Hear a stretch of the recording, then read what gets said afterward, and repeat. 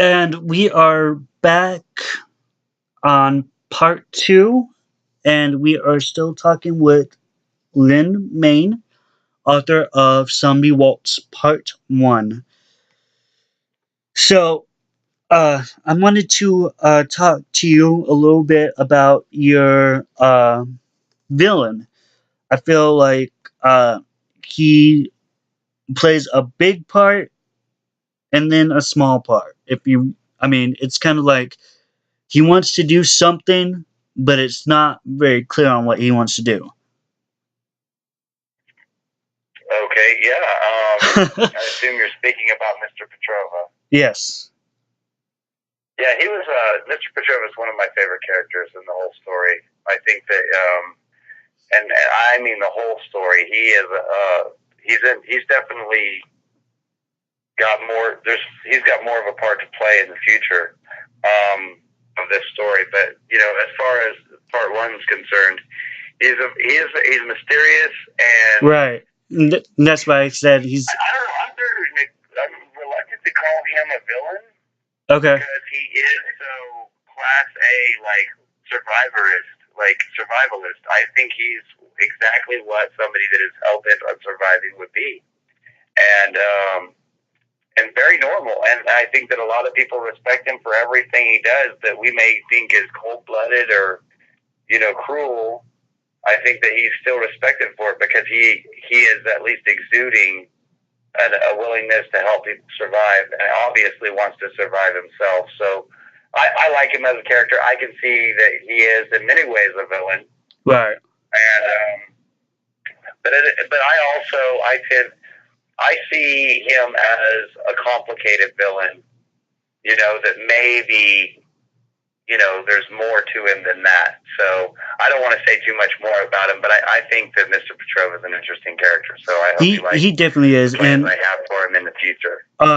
Well, I don't know what plans because you left me kind of with a cliffhanger with Mr. Petrova, but I'm not going to get into that.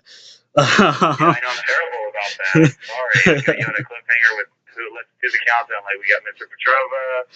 And then there's the cliffhanger with your favorite. You haven't mentioned her yet. Do you not want to mention? I will mention her here in a minute because I wanted to get into Faith a little bit more. But I wanted to talk about Chris, Nick, and Nick's girlfriend right quick, Kim. They played an important big part in this story as well.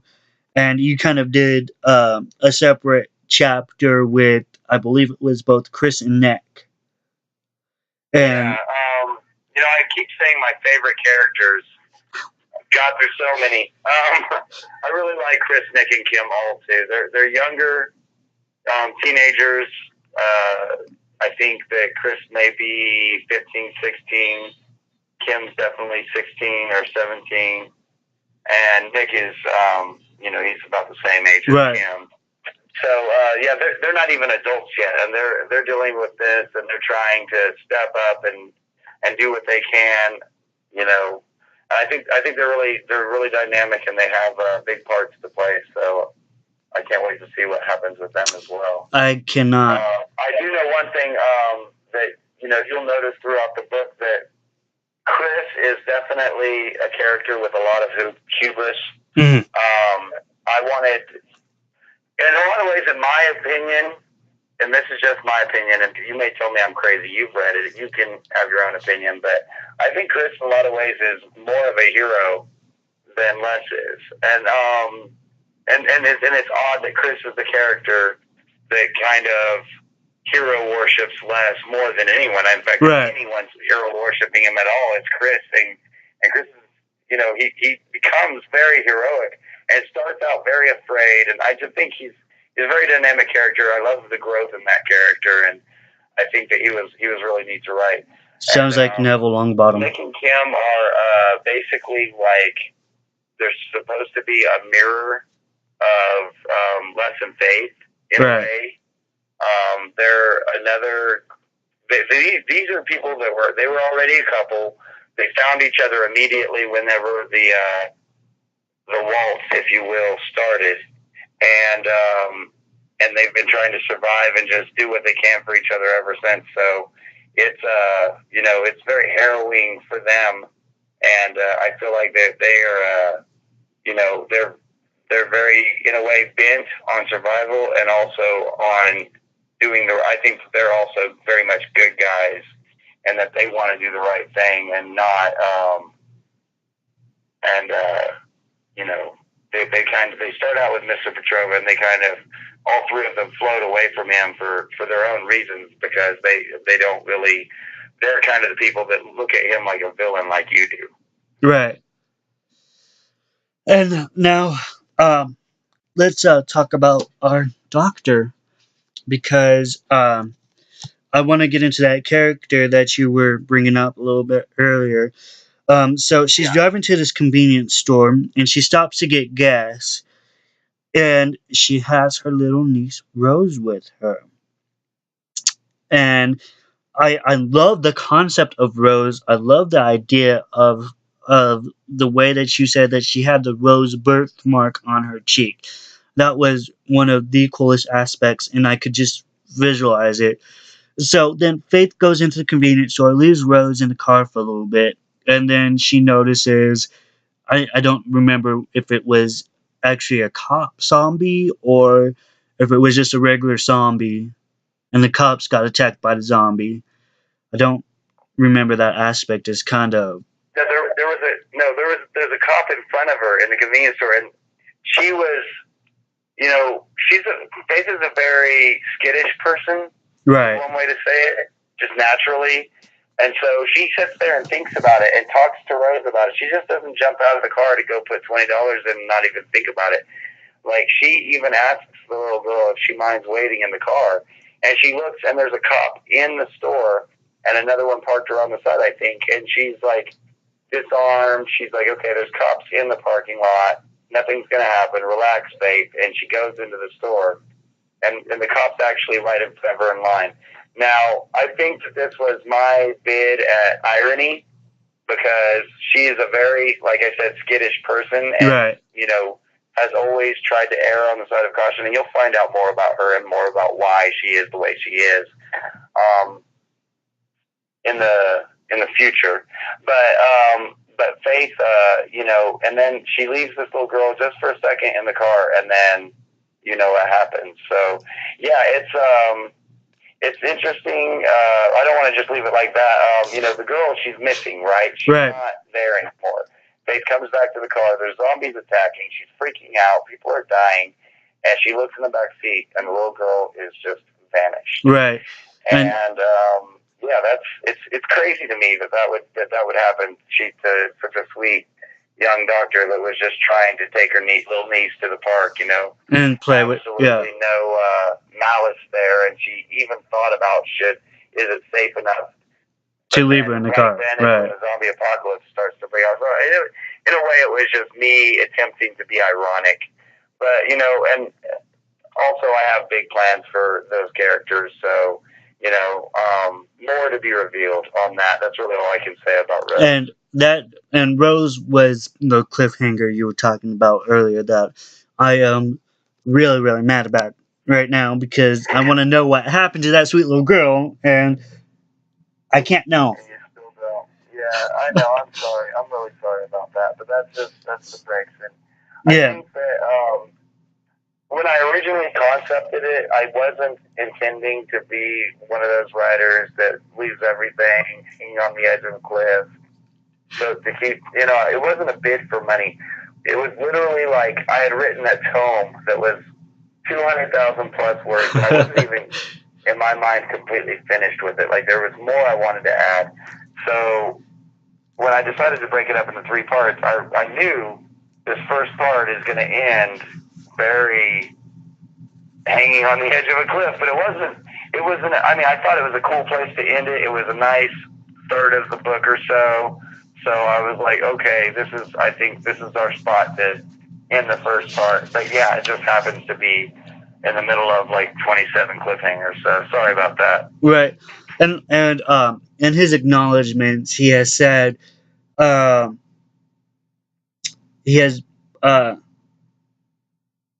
his fifth draft was called the Goliath for a reason. Yeah, it was big. By the time I got into the fifth draft, I had basically really fleshed out the story, and it was much longer, a little bit more complicated. A lot happens in the end of it too. That's a complete surprise. I can't tell you about any of that stuff. But And, and it was just like I put this book out there to beta readers, and they were just taking forever to read it. And some of these people are very fast readers, and I'm like, I'm kind of realizing, this is a very, very thick volume that I'm trying to put out as my first book. So I'm like, why not do it as a trilogy? Everybody does it. They're nice, thin little books. You can read through it quickly. And then it's the same story, but it's just going to come out as 3 pieces. So in a way, it will grab some readers' attention and then hold them on the edge of a cliff or holding their breath or whatever. And that's kind of cool for me. But, be disarmed if you are out there reading this and want to know how it ends, don't want to be left wondering. The story has been finished. It just the parts 2 and part 3 are in the editing and publication process. So they will be finished inside the year and published for the public, so everyone will get to know what happens to Les and Faith and Rose and Kim and Chris and Nick and Mr. Petrova and all our friends. and just to let you know that once he gets those books written and published, they will be up on Jonathan's room as a review, and hopefully Lenny will come and visit again. Of course. Um, So I know you're going to get to it. Just get to it. well, I wanted to quickly get into Les and Faith's relationship, and then I want to talk about the cover because I love the cover on this, and I'm curious to know who actually drew this. So let's get into Les's and Faith's relationship. I gotta say, at first, I thought that was a really quick relationship. They kind of jumped into it fast, and I was like, yeah, they "What?" kind of just ran down to Vegas, didn't they? And I was just like, "Well, he's got 2 other books coming out. Why didn't he just kind of extend it?"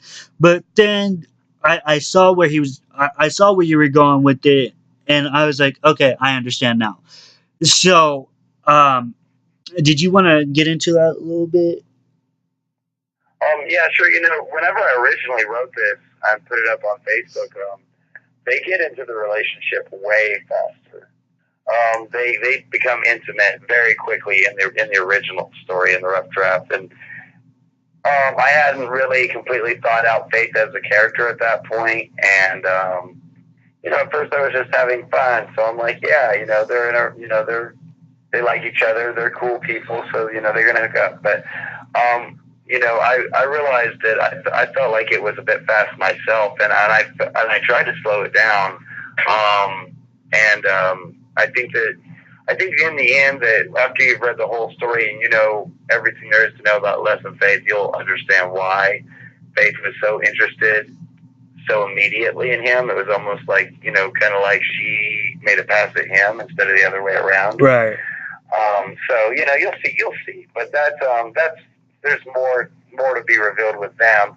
But yeah, I know that some people may think that the relationship was a little fast, but then on the other hand, you got to remember that it was, a relationship that was spawned from the end of the world. So, Right. a lot of relationships might spring up fast at that time.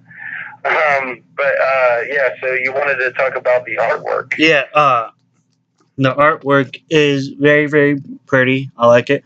As you can see right here, the blonde who is stepping on the skull, that is Faith.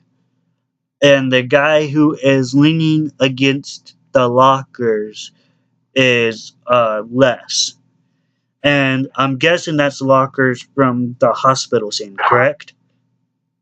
Actually, no. The scene on the cover does not happen in the story. Okay. There's no point where the 2 of them are kind of hanging out. Where, in my mind, of course, because you've read it, Les is a painter. Yeah. And in my mind, this is his interpretation of what they might have looked like if they had posed that he painted afterwards sometime later. Okay. But this is actually the scene on the cover came from my imagination, but I did not draw it. I cannot draw nearly that well. This was done by Demafauch. They're a online video, or not video, but artist, and they did digital art. I was introduced to them and commissioned this piece, and I had given some information about kind of the scene, how I envisioned it. Basically just like that, him leaning against some lockers in a hallway, and then her in the kind of the center with a shotgun. So the skull the artist came up with on their own, and they and the images themselves of the female and the male, they're painstakingly close to the way I had envisioned it. And I sent her some excerpts from the story that kind of gave visual descriptions of the characters, and I think she knocked it out of the park. Did a great job imagining them in her style. Their style is a very authentic, original style. I'm not sure exactly how they do it, but I want them to do the cover art for the second and the third one as well. I think that it's going to be an amazing set. I haven't exactly decided what scenes I want on the second one yet, but I've already been thinking about it because I definitely want to use the same artist. For anybody interested in this artwork, the art is done by Demafau, and you can find them on Instagram at Demafau Art. It's DEMIFOU. And you can find them on Facebook and on Tumblr. Little mind. Demafau Art at .tumblr.com. And I'll give you the tags. Yeah. But on DeviantArt, Tumblr, Instagram, pretty much all over the web. But it's Demafau or Demafau Art, and I think that there's several art pages. And then there's some art you can get, if you check out the Facebook page too. And but all the tags are in the book so that you can find the artwork from the artist and contact information if you want to get a hold of them to commission some art of your own. So they definitely are interested in doing more commissions. So check them out. I will be tagging their page on Jonathan's Room as well. Lenny and I have been discussing this, and I am going to purchase another book because I'm not giving my own personal copy away. But I am going to be purchasing another book from Lenny, and he will autograph it for me, and it will be a prize to be given away from Jonathan's Room. So, and Lenny, this is what I was thinking about. I don't know. I'm going to throw this out at you. And let's see some zombie memes. And I don't mean like, grrr, I'm going to eat your brain. I want to see a really, really creative zombie meme. And whoever presents the best zombie meme will win the autograph book of Zombie Waltz. So be looking out for that competition coming soon. Lenny is on Amazon, and he has his own personal Facebook page. Do you have your own webpage for the book yet, or it's just all on Facebook? No, I'm actually, this book was kind of heart and soul through Facebook. Amazon, so to speak. You can find the book on Amazon for sure. Just look up Zombie Waltz. You can look it up by my name, Lynn Main, and it's on there. People that have Amazon Prime can actually download the digital copy for free with your Kindle Unlimited. That's a feature of this book. You can buy a physical copy from them on Amazon, or you can get one from me. I use Square Invoices, and you can actually order a copy directly from the Facebook page if you want to, or if you see me anywhere out in the world, course, I'll sell you a copy. The Facebook page is facebook.com/deadboyslife, all one word with capital D for dead and B for boys. And yeah, that's my personal information, and it's also in the book.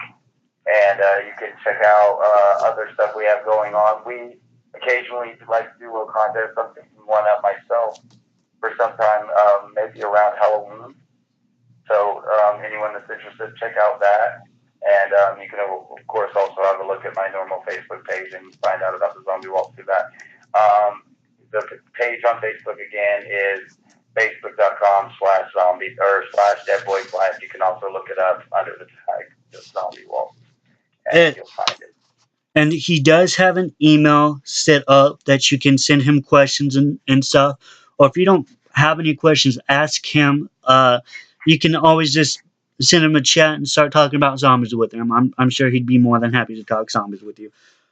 But I will not say that out loud on this. So if you want his email, send me a PM. I'm on my own personal page on Jonathan's Room. I have my own personal page. And then I also have YouTube. So if you have any questions for me or him, hit me up on the status or send me a PM. But I think that about does it. Do you have anything to add, Lynn? No, it's been great talking to you, Jonathan. All I right. appreciate the opportunity to do the interview. And yeah, I look forward to hearing about your contest. I'm actually kind of interested in seeing what kind of zombie names that people come up with for you. So definitely looking forward to that. It sounds pretty fun. But thanks for having me on. No problem. Thank you for taking the opportunity to visit with me. So from Jonathan's Room, see ya.